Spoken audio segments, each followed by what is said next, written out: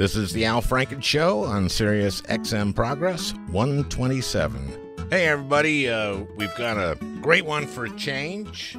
Alex Gibney is my guest. He is an Oscar-winning documentary filmmaker, also Emmy-winning, and we learn in this Grammy-winning, which he didn't deserve. But we'll get into that later. He's made these great documentaries, Smartest Guys in the Room on Enron. He's made really well-done one on Scientology. And the reason I'm doing this one today is called Citizen K, is his movie. And it's about this oligarch who defied Putin. And Putin put him in prison for 10 years. This is a guy who was maybe the richest guy, the richest oligarch in Russia. He defies Putin and goes to Siberia for 10 years. And he kind of knew he was going there. And he went there out of a sense of honor. I wouldn't do that. Would you? Ask yourself. Of course you wouldn't. And what it is, it's a cautionary tale. Because this documentary, Citizen K, it starts, with Gorbachev and Glasnost, and then it goes to Yeltsin. And that transition, as the Soviet Union fell apart and became Russia, there was actually hope that this would become a democracy and a capitalist democracy. What happened, though, is not that. But it didn't have to go that way. And it did. I mean, there are reasons it did. They did not know capitalism. And that's where the oligarchs kind of came in and captured the oil industry, captured all this incredible wealth, and did it really in a shady way. And it was a rough period. But Yeltsin, at first, it was about not going back to autocratic society it had been. But eventually he flipped because the oligarchs kind of bailed him out when he was unpopular. And it went the way that it's gone, and Putin comes in, and Putin is Putin, a terrible, terrible dictator who puts his enemies in prison or kills them. And I say it's a cautionary tale because after the acquittal of President Trump, you remember Susan Collins saying, he learned his lesson. His lesson was, these Republicans will let him get away with anything. And if he wins this presidential election, we will not recognize this country. He's already been interfering in the Justice Department, in our intelligence. This is very, very frightening. It is so absolutely necessary that we defeat this guy coming this fall, that we unite behind whoever our nominee is, whoever it is. We have to. We just have to. We have to. You hear me, everybody? Just remember, it's our nominee or Trump. Just think about that. You may not like single payer with no insurance. If Bernie's a nominee, you back Bernie. You may love single payer, no insurance, and you don't like Biden, you got to back Biden. This is a cautionary tale about Russia and how there was a moment where we could have a partner in the world. And we now, I guess, if you're Donald Trump, you have a partner in Vladimir Putin. And in, I guess, Erdogan and Kim Jong-un and Xi. the autocrats of the world and dictators, we don't want our democracy to disappear. We've got to beat this psychopath so we don't end up like the Russia that Alex Gibney describes in this interview and describes in his documentary. I hope you enjoy this really weird tale.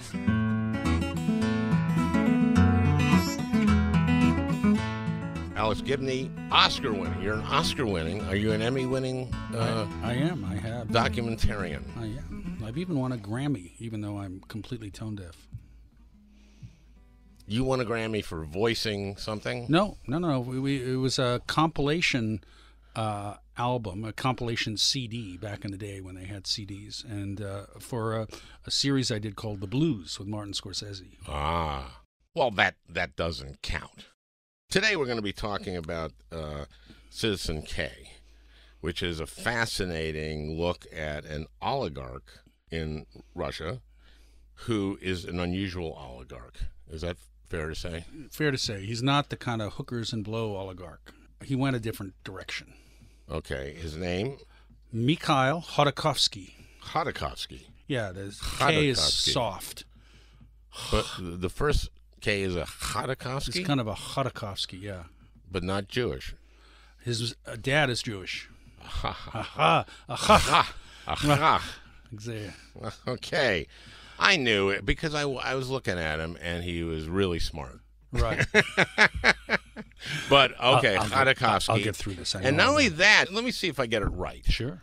What I got out of this is a very unusual guy who, after the Soviet Union fell apart, and after Glasnost, when Yeltsin, basically said, let's be capitalist, made a shitload of money. Not necessarily in the most kosher way. Nope. And then when Putin got the power, he and Putin didn't hit it off. Is that fair? It's fair. And I think not only did they not hit it off, but Khodorkovsky was also pretty ambitious. And I think Putin saw him as a rival. If you're Putin and you've got a lot of power, what do you do with your rival? How about a Siberian prison, 4 days from Moscow? How does that sound? He gets sentenced to 10 years, right? In a Siberian prison. He's a billionaire. Right. He was Russia's richest man. It'd be like putting Mike Bloomberg in prison. Right. And Mike Bloomberg going like, okay, send me to prison. That's the thing. I mean, that's what's weird about this, because this guy sort of by choice says, okay, I have my self-respect. And basically Putin is asserting his dictatorial powers and using the justice system. Or lack thereof. Yeah, but the reason I'm very interested in this is that our justice system seems to be heading in the same damn direction. I agree. And basically, the sham of a justice system there, he challenges it, and he's sentenced in a show trial. Yeah, I mean, let's set the context for this, because he challenges Putin publicly on national television. Putin decided to have a kind of national forum on corruption. And yes, that's right. And instead of playing the game and just going in and saying, well, corruption in general is terrible, Khodorkovsky actually came with a PowerPoint presentation and basically accused Putin of corruption and noted that 40% of the country believed he was corrupt. He said that on national television. You could see Putin's smoke coming out of Putin's ears. You see that? Yeah, and and that's not literally. No, not literally. But figuratively, you see he's angry. He's angry, and he is the president at this point, and he's all powerful. And if I were Khodorkovsky, if I'm him, I'm going like, I better not do this. I think I'll get out of the country with some of my money. Well, and in fact, he started, it didn't just start with Khodorkovsky after that famous moment.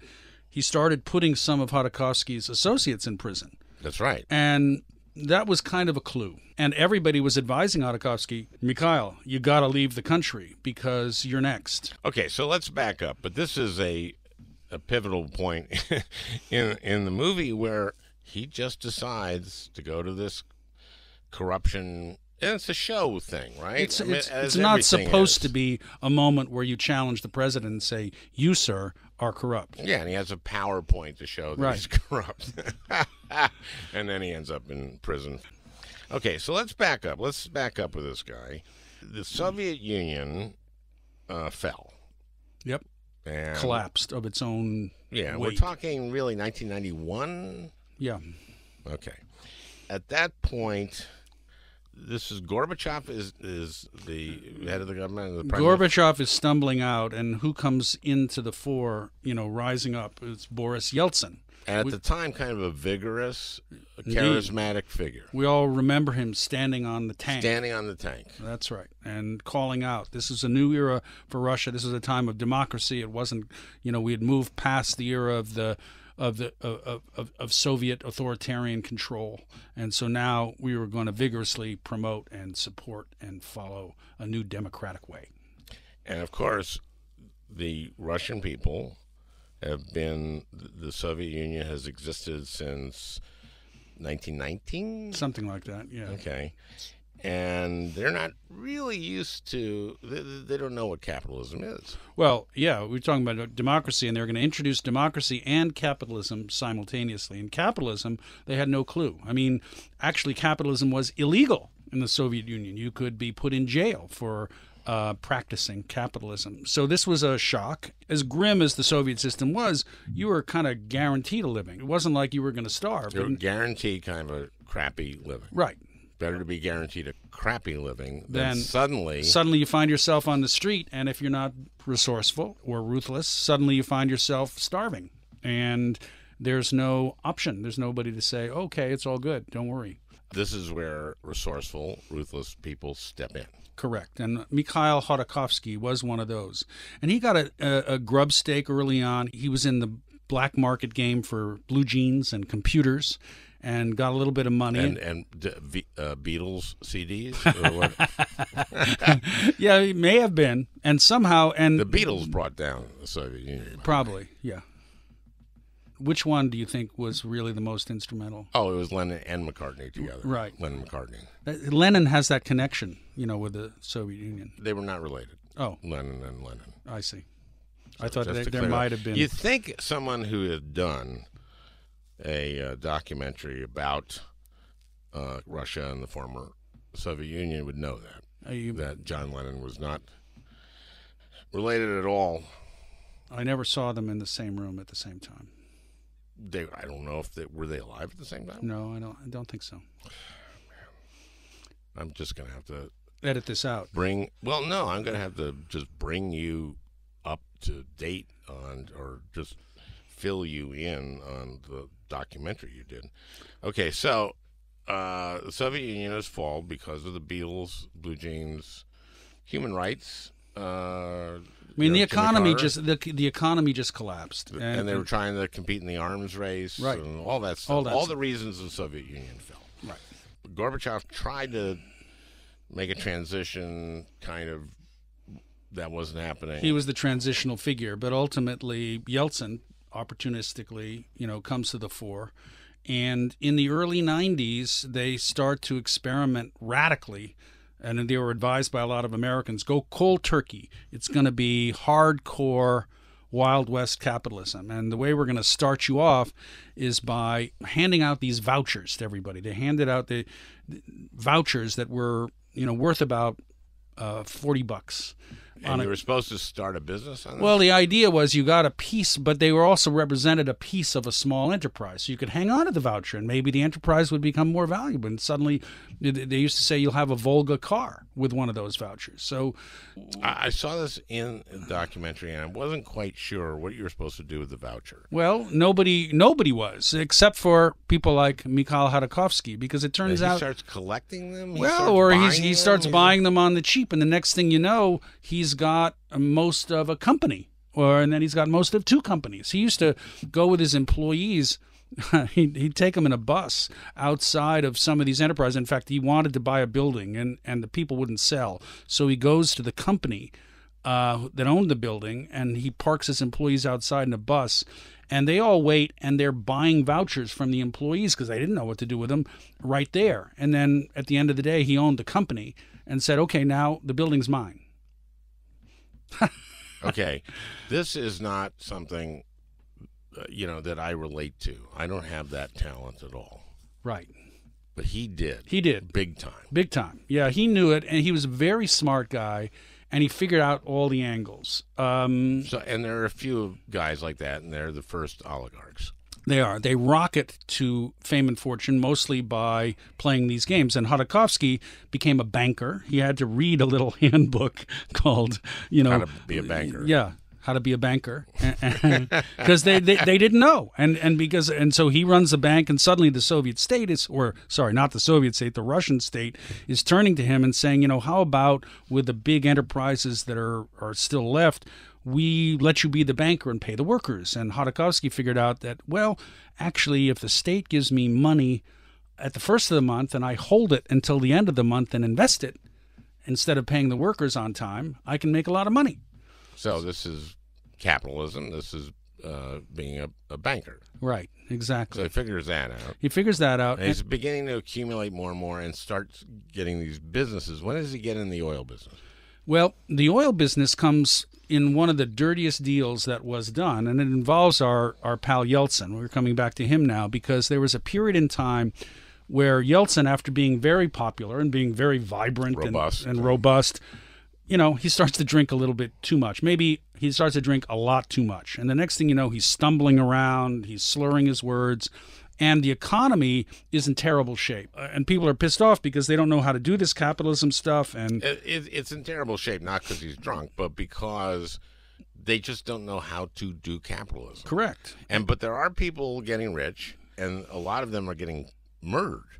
Well, that was the other thing that happened in the Wild West. In the Wild West era of the 90s, some people discovered you could make a lot of money by threatening to kill people. And if they didn't pay, you kill them because that gives you a little bit more market power. So there were a lot of murders in that period and not much law and order. I mean, that was the one thing that I think the big note in terms of the 90s and then what happened with Putin is the rule of law was not that vigorous. It was a rather flexible concept. And in that period, a lot of people took the law into their own hands. It is the Wild West. Yeltsin makes this deal because has heart problems. He's in terrible shape, and he's got an approval rating of about 3% going into the 1996 elections. Now, 3% is pretty low, and he's running against a guy named Zyuganov, who is a communist, who wants to take everything back to the days of the Soviet Union. Which is a threat to the oligarchs. Absolutely. So they make a deal with Yeltsin, and they basically embark on a deal that was called loans for shares. And basically they loan the government, and Yeltsin, the custodian of the government, they loan Yeltsin millions and millions and millions of dollars so he can pay pensions, he can pay government salaries. But they get to own the government. What they did was they said, the as collateral, we want you to put up these big government enterprises, and which is kind of everything. The big enterprises and the TV stations and aluminum and oil, and that's where Hodorkovsky gets Yukos as part of this loans for shares. Huge oil company, massive oil company, and so Hodorkovsky walks out of that loans for shares deal with Yukos. That's what he wanted. He wanted the oil company, which is actually the stuff that made and still makes Russia go. They have a lot of oil. They have a lot of natural gas. And a lot of it's in Siberia. Right. And in these wide open just expanses. And he loves kind of that. He loved that idea of pulling oil out of the ground. It was power. I mean, it's literally power. Because that's kind of why I got interested in this film to begin with, was after 2016, I'm told there was Russian interference in the election, and I was interested. Who told you that? Lenin. No, he was dead by then. Nance. Malcolm Nance. Malcolm Nance, right. and our intelligence. Yes. Professionals. Correct. And everybody. Everybody. So everybody who actually looked into it. So I was interested in figuring out how power worked in Russia, and that's what brought me to the Hodorkovsky story. And When it comes to oil, I mean, oil is literally power. So Khodorkovsky becomes head of Yukos. And at one point, there were 7 people who controlled 50% of the Russian economy. Now, how many of those 7 oligarchs are still around as oligarchs? Not many. The big 3, Berezovsky, Guzinski, and Khodorkovsky, all ran afoul of Putin. The others kind of got the message and made accommodations. Okay.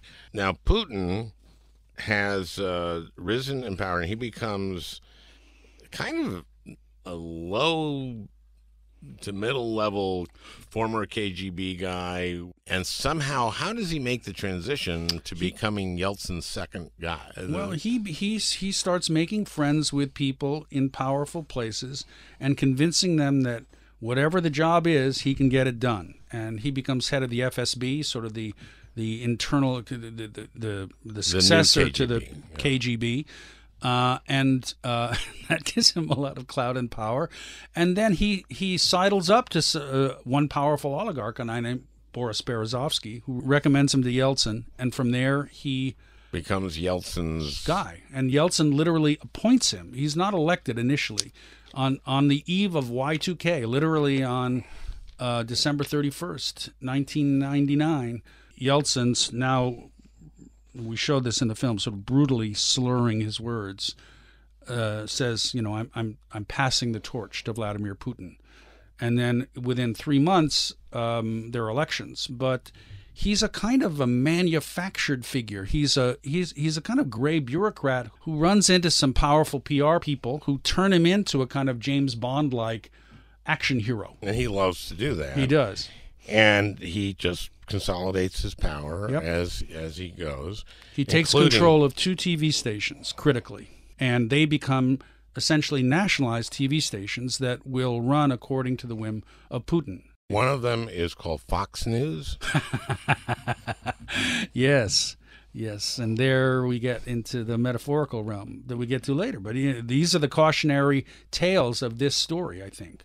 In fact, there's a comedy show that's used puppets, and these puppets are remarkable. Oh, they're great. Kukli, it was called. And, say what you like about the 90s and how chaotic it was in Russia, but to Yeltsin's credit, he allowed a lot of freedom of the press. And these puppet shows were scathing critiques of politicians, particularly Yeltsin. There's a scene in there. You show some of the footage. Yeah, they're singing a drunken Yeltsin singing Besame Mucho to Sancho and Panza. Yeltsin is fine with it, I guess. But the puppets are amazing. They're These really are good. Unbelievable artists. Yeah, no, they're great. Kukli was a wonderful, wonderful show. Putin didn't like it very much, and it didn't last too much longer after Putin came into office. Yeah, but, so he didn't like satire. No, not much. They never do. They never do. Who has a sense of humor? Okay, so there's Putin takes over, and takes over these TV stations, and it turns out that's a big deal. It's smart. I mean, if what you want to do is be a propagandist, because now you control the airwaves. How many TV stations are there? Well, there are not that many, but there were 2 very powerful ones, and he took them both over from these 2 oligarchs, Guzinski and Berezovsky, because there was one incident. And they had no choice. No. They didn't have much choice. Okay. Things are moving in one direction, which is that Putin is establishing an authoritarian state. Right. By the way, there's one thing I should say about this TV station thing, which is one of the interesting things, I discovered that I didn't expect. In 96, during that election, there's a moment where the liberals on one of the TV stations basically stage a kind of fake event for Yeltsin, because they desperately wanted him to succeed. They did not want the communists to come back. So Yeltsin gets very sick. He's at his country house, but they need to project this image of strength.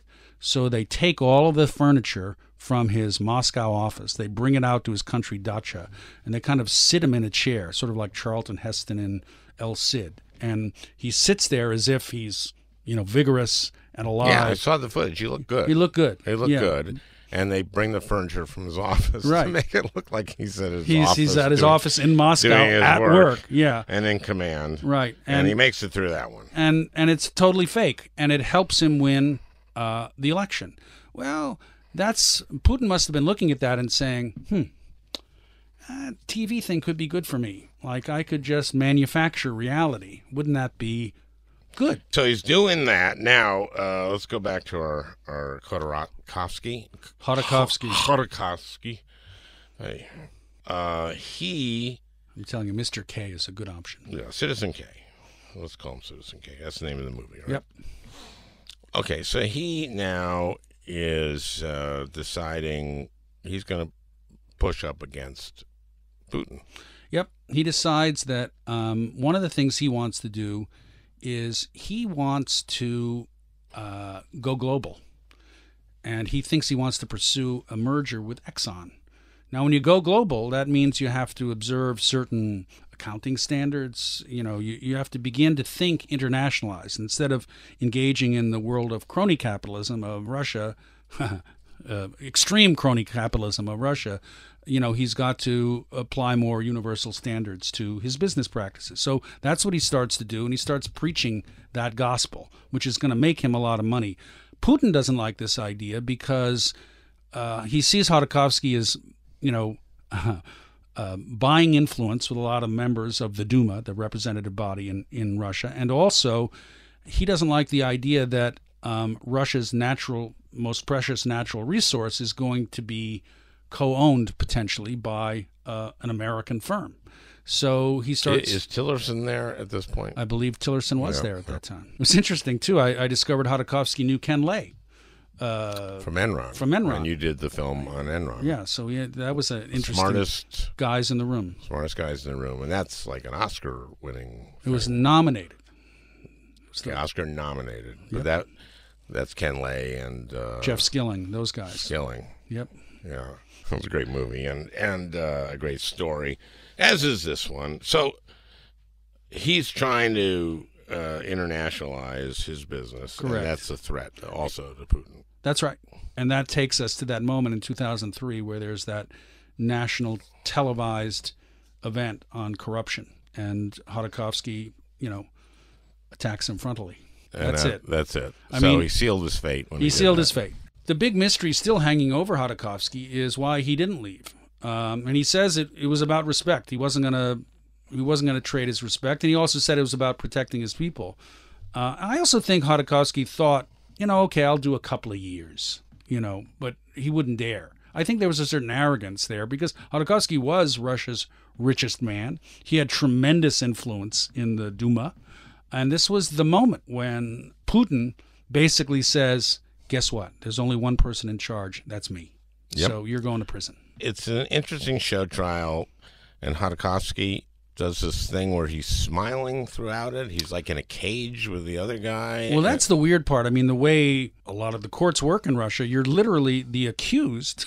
There's not a lot of presumption of innocence when the accused is actually put in a cage. Behind bars, in the courtroom. In the courtroom, right? And it's like, Yeah. How do we think about this guy? Well, this is how we think about him. It's not exactly the presumption of innocence. Correct. And there were two trials. I mean, the first one, Khodorkovsky tries to play it straight. It's like, this is not right. I'm innocent, and his lawyers make the case. It was a tax evasion trial. The second trial, he laughs throughout it because now he realizes this is just a joke. Because in the second trial, they basically accuse him, having already convicted him for not paying taxes on the oil he sold. They now accuse him of actually keeping the oil and stealing it from himself. And storing it somewhere. Somewhere in his backyard, yeah. So he's been convicted of not paying the taxes on the profits from selling the oil. But he's also now being tried for not selling the oil. Correct. And keeping it. Stealing it from himself. That's right. And stealing it from himself. And he's laughing. No, they have fun with this one because now this becomes a stage set for a wonderful national show to show how completely corrupt and bankrupt is the system of justice in Russia. That it's just, this is a show televised. There was footage. There was footage that we obtained from it, and but they aren't showing this on TV. No, they're not showing him laughing at the trial. I mean, it's not like everything was in complete lockdown because there were huge demonstrations outside the court. Because remember, a lot of people, from a popular perspective, a lot of people didn't like Khodorkovsky. He was pretty ruthless, and in order to make his oil company more efficient. He laid off tens of thousands of people. And most people saw him as this ruthless oligarch while everybody else, who had billions of dollars while everyone else was starving. So he was not very popular. But things change in this second trial, where suddenly they see him as the victim. He's standing up against the power, and he's speaking truth to it and mocking it.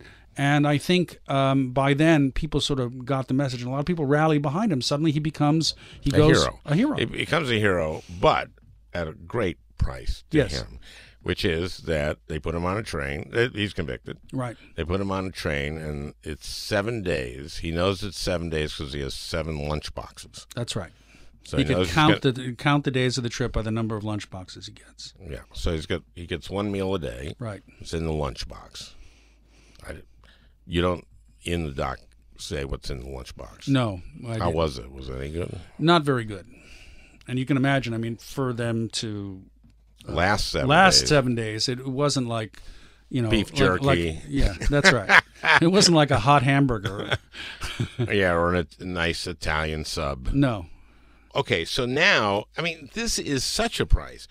He goes to Siberia, 7 days of train ride away. It's a huge friggin' country. Yes. That is an enormous country. So thousands and thousands and thousands of miles away from home. Yep. From his wife and kids. Yep. Now, the price he's paying, they're also paying. Yep. It took them, if they didn't have to go all the way by train, but it took them 4 days to get to him. When they went out to visit him, it was brutal. And he was there for 7 years, and then they try him again. They do. They try him again in this second trial where they're, and I think the subtext of that second trial, because he was about to come up for parole. It's like, well, we don't want to let this guy out, so let's try him again. And they put him back. And I think Khodorkovsky, when he goes back that second time, probably figured he was going to be there for the rest of his life. And he talks philosophically about learning stuff there, which I guess is you're going to learn stuff or just go crazy. Yeah, he starts to become a thinker and a writer, and he starts to examine his own life. It could go a bunch of different ways. I've done stories about a lot of rich and powerful people, and very often when things go badly for them, they descend into self-pity.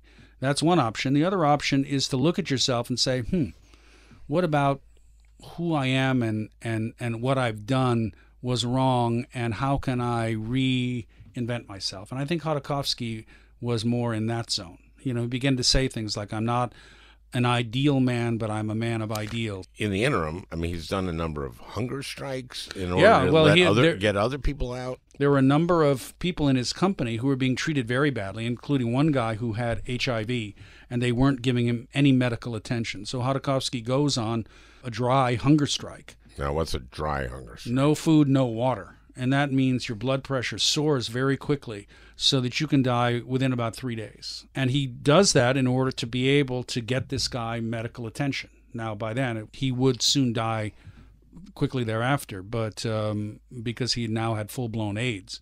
But he got him out of prison into a hospital situation where at least he's being cared for. This is so ugly. Yeah. Finally he gets out, right? Why did they let him out? Why is Putin do this? There's a lot of international pressure now because Khodorkovsky now has become quite a famous dissident. So a lot of people are pressuring Putin to let him out. And now the Sochi Olympics are coming up.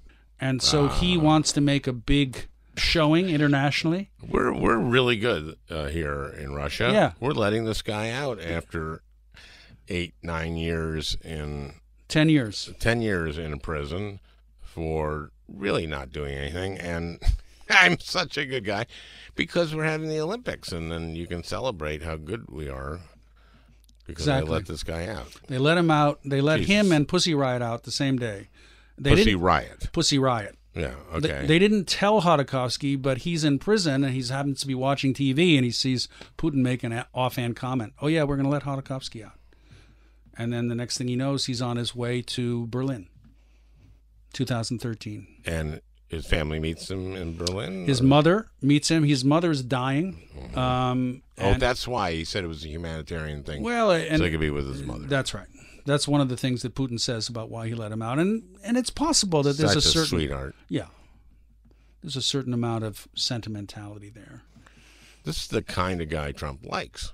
Yes. Oh, I think there's no question about it. I mean, we didn't really anticipate that when doing the story, but you begin to see a lot of eerie parallels between that's what I want to talk to you about. Putin's Russia and Trump's America. Because right now we're in a point in time where he was acquitted in the impeachment, and I guess according to Susan Collins, he's really taken that very seriously and knows that he can't. He's learned his lesson, and so now he's. I think he learned a different kind of a lesson. I think so, and so now he is riding roughshod on his Department of Justice, and basically very, very, very publicly saying, "Okay, we're just gonna put our thumbs on the scale and help our friends." And go after our enemies. That's right. And that's exactly what Putin does. And that's exactly, once you have abandoned the rule of law, once you're going down that road, you're not far from this road at all. That's what's scary. Yep. This is such a cautionary tale that there was a possibility there that the former Soviet Union would go through the throes you have to go through and end up a democracy and end up a country that we could deal with, but it didn't. Well, now here's another interesting parallel with the Citizen K thing, which I didn't really expect when I went to Russia. Outside the big cities, Putin is actually very popular. He is like Trump in the sense that he's a good politician. He understands how to manipulate people's emotions in a very powerful way to give them a sense of pride in country, some abstract notion of country, make Russia great again, make America great again.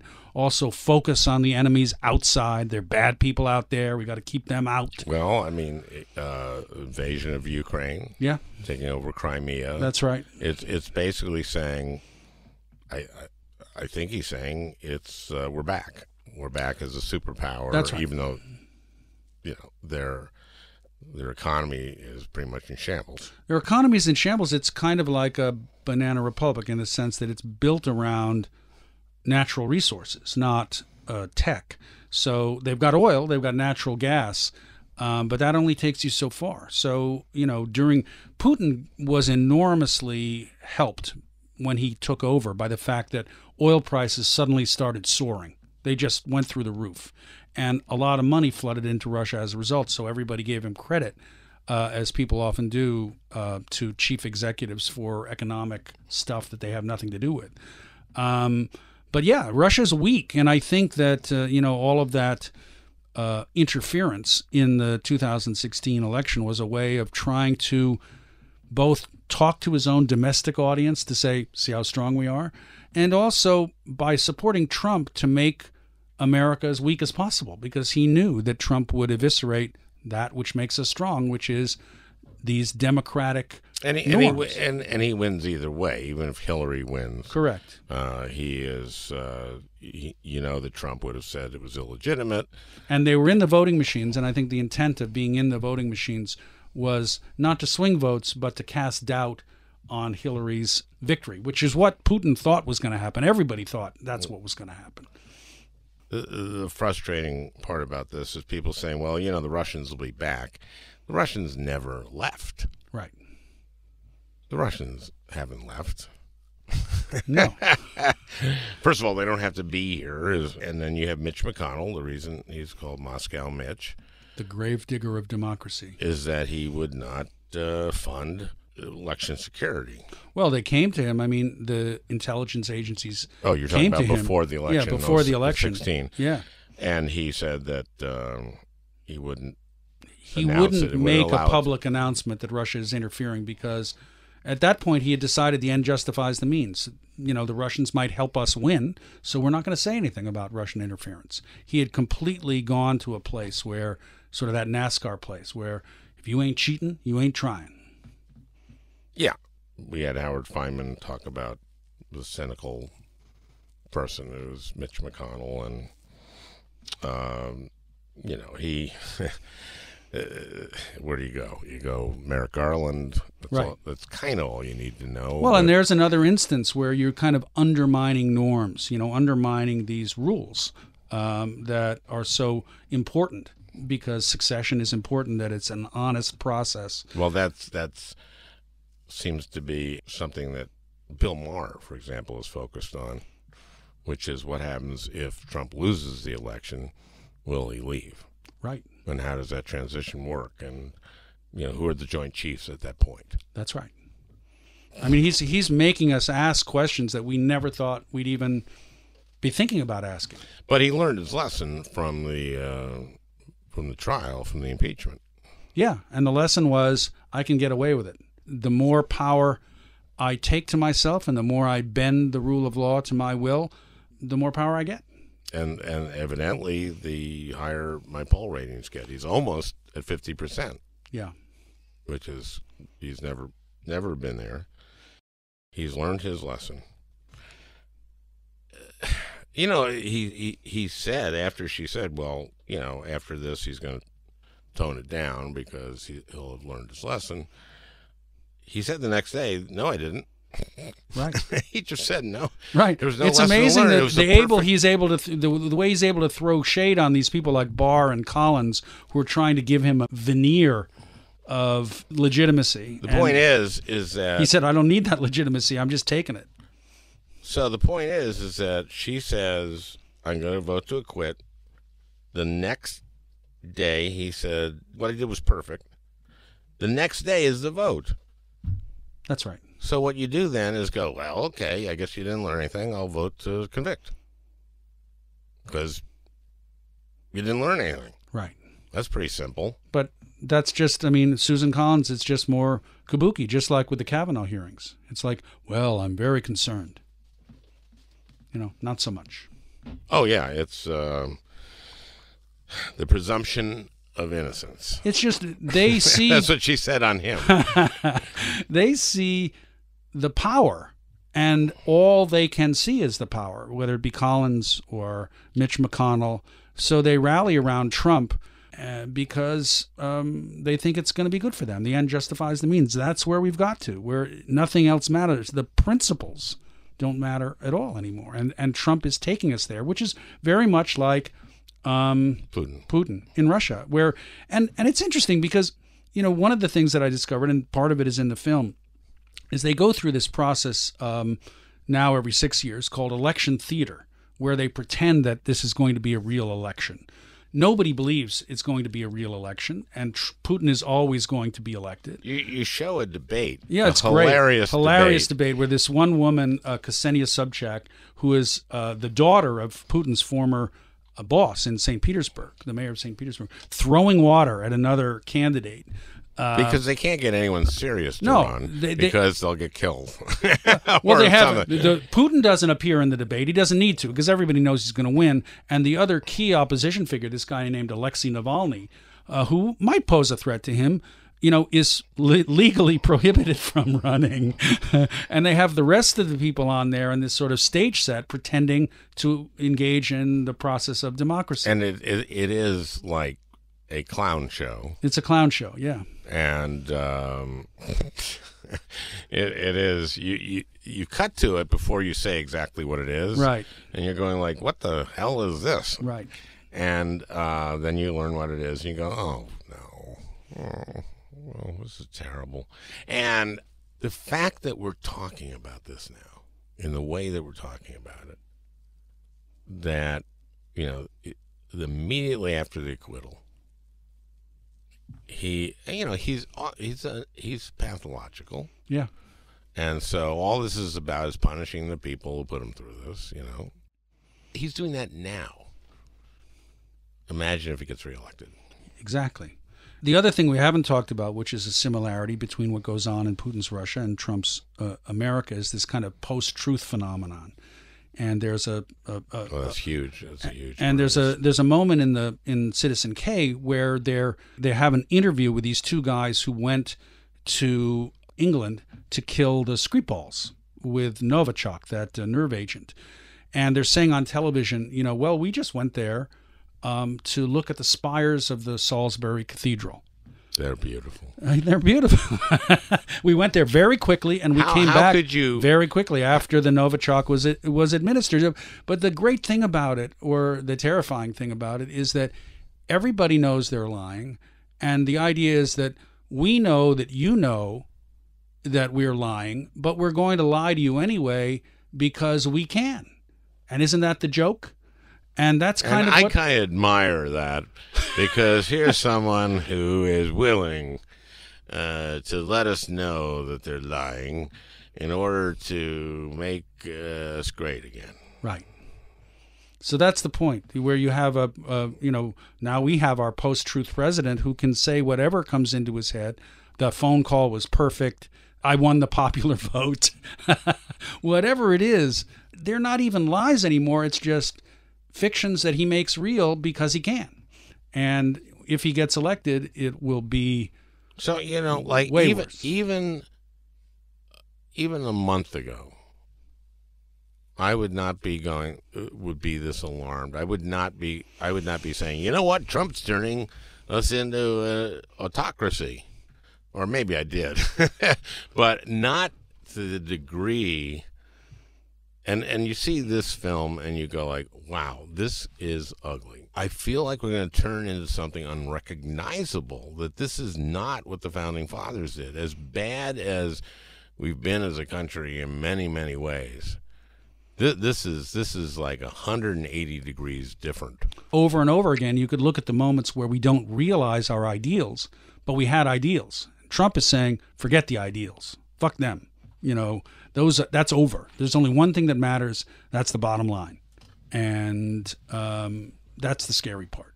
The point about your documentary, Citizen K, is that it was in the balance. Soviet Union fell. There was, Gorbachev handing it off to Yeltsin. There was a moment there, even though they didn't know how to do capitalism, and there were a lot of, and it was corrupt as it was, but there was a moment there where they could have become a democracy and stumbled along and become a capitalist country, a free market country with, Social Security and Medicare. They could have, joined the Western nations. Yep. And it was precarious, and they went the wrong way. They did. And we're at a precarious moment. And what we're running against, what Democrats are running against, is a very frightening thing. No, he's the wrecking ball. He's determined cynically to destroy all of the institutions that keep us from becoming. Khodorkovsky goes to prison for 10 years. Yep. Because of the system of justice is not a system of justice. No, it's a system of revenge. It's a system of punishing your enemies. And that's exactly what he's talking. And if he wins re-election and has 4 years, right, as president, okay, dirty money. I mean, I saw. You know what was a fascinating one was the Volkswagen. Yeah, I was in that one. Yeah, that was amazing. Netflix has a series of your documentaries, some of which you made, and some of which in the season one, I did the one on Volkswagen. And then, then there were 5 other directors who did their thing. We did one on Trump, actually, just called Confidence Man, all about his business and what a bad businessman he is. And in season 2, the 6 more directors take on various things. There's Jared Kushner. I can't wait to see. Yeah, that's a good one. But on the Volkswagen one, it was amazing. So they kept saying that they had created diesel engine that didn't have the emissions. They had a cheating device. So basically what happened was you would put the car on the blocks whenever it was going to the testing station, and they would apply the cheating device, which did indeed cut out a lot of this NOx emission that would come out of the diesel car. But as soon as you got on the road, they engineered it so as soon as you moved the wheel, which you don't have to do when it's on the testing blocks, as soon as you moved the wheel, it canceled the anti-pollution device. You know, my daughter grew up in Los Angeles when we were living there back then, and she developed, because of the NOx pollution, you know, rather severe asthma. And I remember seeing her faint in front of me when she was playing soccer because it was that bad.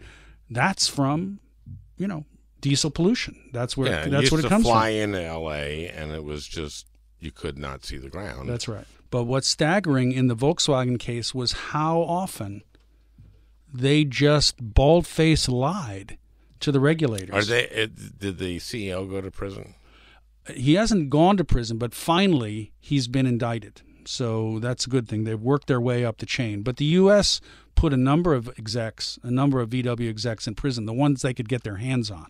One of them made the mistake of flying through Miami, and they picked him up. Okay, so finally the CEO is on trial, or he's indicted. Right.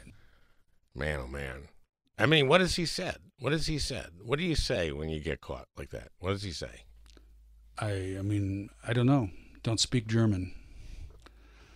Boy, you have certainly met your share of sleazebags. Yeah. That's part of your job. That's part of my job, yeah. You just put on the hazmat suit and you go out and get it done. Did you ever get to do one about, like, somebody who's done something really great? Interesting idea. Yeah, I'm looking. Cleanse your palate. I'm looking. No. I actually made that. We just did this film on the Innocence Project. Oh, well, they're doing a hell of a lot of good. Great stuff. Overcoming really evil. Indeed, and it was fun to do something about a hero. You know, there was this heroic defense team that took this poor kid.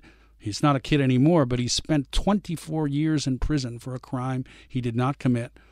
And they dug into his case and they got him out. And there is a district attorney now in Philadelphia who's doing a wonderful job of actually using the power of that office to investigate prior convictions to see if anybody was wrongfully convicted. Because, imagine this, he wants everybody to believe that they got the right guy, not the wrong guy, and then they want to go get the bad guys who really did the bad deeds and put them in prison instead of the wrong person. They want the truth. Which is what a prosecutor is supposed to be doing.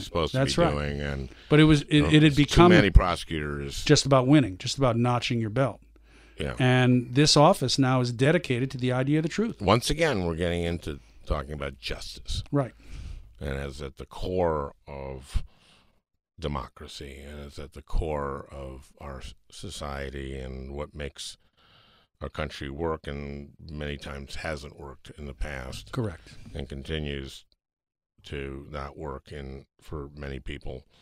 But this is Cautionary Tale, Citizen K. Thank you for this, all the work that you've done over the years as, you know, one of the documentarians who opens our eyes to human nature and corruption, and let's just see the bad guys. But I want to see the good guys at the end. I'm with you. I like that idea. I'm more and more invested in the good guys, the heroes. Okay, all right.